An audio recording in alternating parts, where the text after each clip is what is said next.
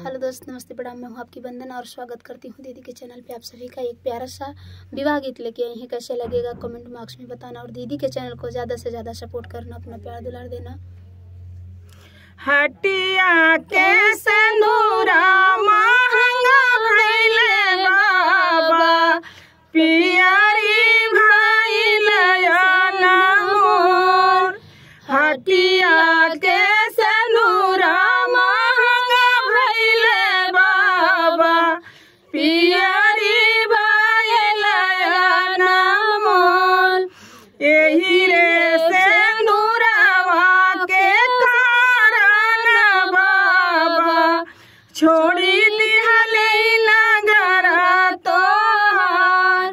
एही रे सिंदूरवा के कारण बाबा, छोड़ी दिहले नगर तोहार।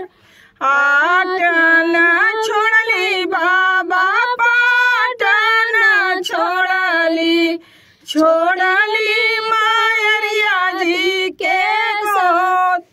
आटन छोड़ली बाबा, पाटन छोड़ली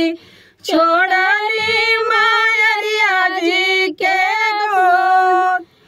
बाबा जे देले हो नवा मन सोनावा, माई जे लहरा पटोर।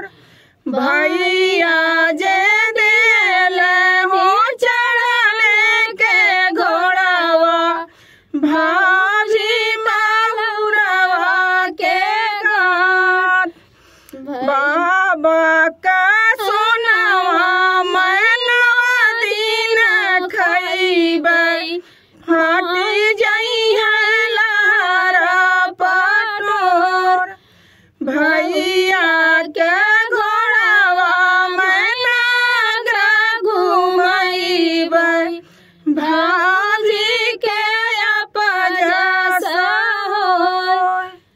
तो ये बहुत ही दर्दनाक विवाह गीत था, बेटी विवाह गीत है। कैसे लगेगा कमेंट बॉक्स में बताना और दीदी के चैनल को ज़्यादा से ज़्यादा सपोर्ट करना, अपना प्यार दुलार देना। बहुत बहुत धन्यवाद आप सबका।